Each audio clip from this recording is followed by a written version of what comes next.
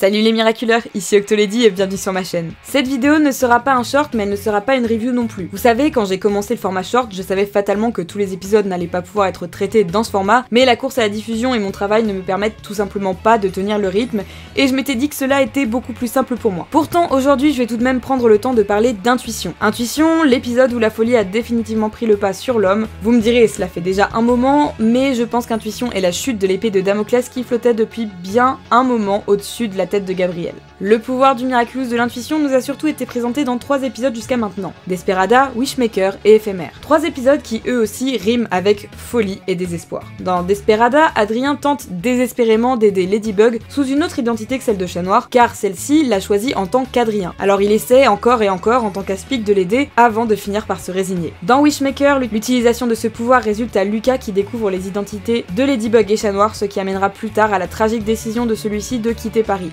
Dans Éphémère, l'utilisation du Miraculous du serpent est utilisée pour régler une situation devenue hors de contrôle, notamment la fin du monde, la découverte des identités de nos 2 protagonistes par le grand vilain. Bref, l'utilisation de ce Miraculous n'est jamais vraiment synonyme de joie. Et l'épisode Intuition en est encore la preuve. Dans ce dernier, nous apprenons que depuis le début de la saison, Monarch utilise les pouvoirs du Miraculous de l'intuition pour tenter d'arriver à ses fins. Malheureusement, aussi nombreuses furent ces utilisations du pouvoir du serpent, les échecs se sont enchaînés. Le Lucky Charm de Ladybug s'adapte toujours à de nouvelles situations, ce qui fait que Monarch n'arrive jamais vraiment à prendre les héros au dépourvu, même en ayant déjà vécu la scène, et lorsque Ladybug se voit privé de son Lucky Charm, Chat Noir est toujours là pour prendre le relais. Le but de cet épisode selon Monarch est donc de réussir à séparer les 2 super-héros afin qu'ils puissent obtenir leur Miraculous séparément et que l'un ne puisse venir sauver l'autre. Mais si c'est l'objectif de Monarch, ce n'était pas celui de Gabriel au tout début. Le styliste nous l'explique, mais quand il utilise le Miraculous du serpent, le monde se réinitialise, le temps revient à son point initial, pour tout le monde, sauf pour lui. En effet, le temps qu'il a passé dans les différentes réalités est bien réel, il s'en souvient, et son corps aussi.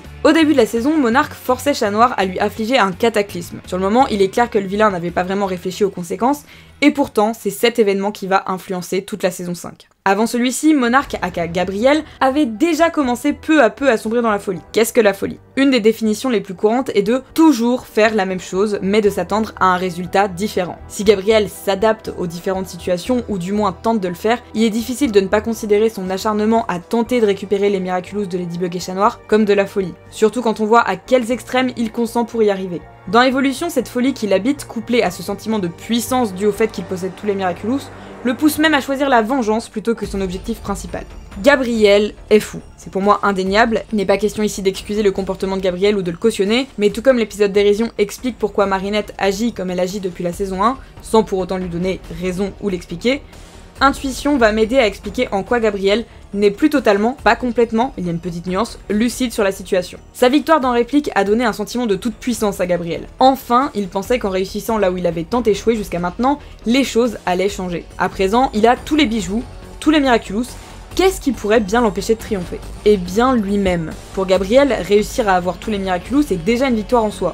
Mais il se contrecarre lui-même dans l'épisode 1 en s'empêchant de sauver Emily pour tenter de plutôt récupérer les Miraculous. Doucement, Gabriel perd son objectif de vue. Décider de se cataclysmer était également une décision précipitée et stupide, lui permettant de s'échapper sur le moment certes et de mettre les héros en défaut, mais s'obligeant à agir dans l'urgence et privant potentiellement Adrien du seul parent qui lui reste quand Gabriel clame haut et fort depuis le départ que tout ce qu'il fait, c'est pour lui. Ayant encore un semblant de lucidité, parfois les paroles de Nathalie l'atteignent, notamment lorsqu'il s'agit d'Adrien, mais également car même s'il le montre peu, Gabriel se sent coupable du statut actuel de Nathalie, qui elle aussi se meurt comme se mourait Émilie auparavant. Nathalie a clairement exprimé son désaccord avec les méthodes de Gabriel, et depuis ce moment-là, il se sent de plus en plus mal vis-à-vis d'elle, venant parfois s'excuser, lui rendant souvent des comptes, allant même jusqu'à la comatiser une nouvelle fois sous la demande de cette dernière. Le personnage de Nathalie représente encore le peu de discernement que possède Gabriel, car c'est elle qui lui rappelle constamment qu'Adrien est toujours là et qu'il va falloir trouver une solution pour lui dans l'optique où tous les deux vont probablement trépasser très bientôt. Dans l'épisode Intuition justement, Nathalie et Gabriel discutent longuement et finalement ses arguments prennent le dessus sur cette volonté destructrice qu'a Gabriel. Il décide de parler avec son fils et remarquer une chose intéressante. Lorsqu'Adrien lui parle de Marinette, Gabriel ne réagit pas du tout négativement. Pas de froncement sourcil, pas d'interrogation, pas de mouvement de la tête qui pourrait montrer un désaccord avant de se faire interrompre par une nouvelle douleur qui lui rappelle sa mort à venir. Couplez ça à la conversation qu'Adrien tient avec Marinette sur le vaisseau spatial, et Gabriel se laisse une nouvelle fois dépasser par la folie et décide d'utiliser le Miraculous de l'intuition tout en sachant bien la dangerosité qu'il représente. Mais, à la fin de ce même épisode, Gabriel consent largement à ce qu'Adrien puisse répondre à Marinette au téléphone, après avoir dit à son fils qu'il devait passer plus de temps avec lui. Nathalie une nouvelle fois fait connaître son désaccord avec lui, mais bien loin de la contredire, ils ne peuvent que constater tous les deux que le temps leur manque cruellement. À la fin de cet épisode, à la fin d'Intuition, Gabriel est plutôt résolu.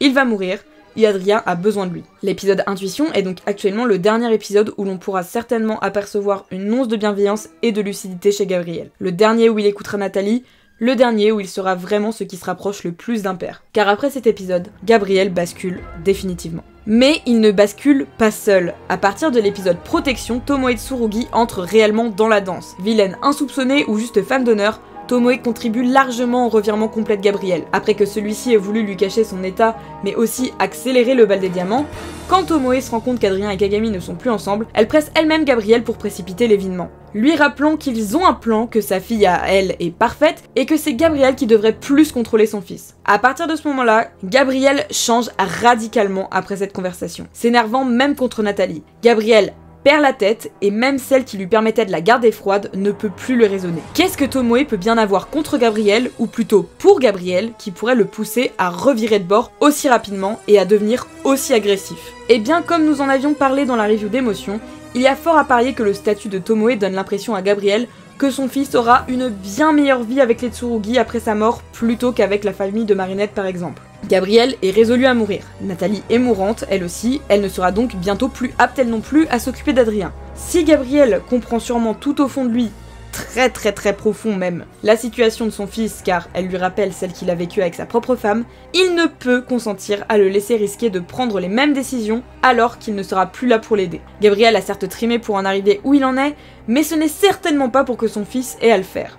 En faisant en sorte que Kagami et Adrien finissent ensemble, cela assure à Adrien de rester dans une famille aisée, au bras d'une femme de pouvoir, dans la sécurité et l'opulence, quitte à ce que son fils s'y oppose, de toute façon c'est ce qui sera le meilleur pour lui. Que nous apprend Intuition finalement? Gabriel est coincé dans une boucle, au pied du mur. Il n'arrive à sauver personne de son vivant, même s'il se résout finalement à passer un peu de temps avec son fils.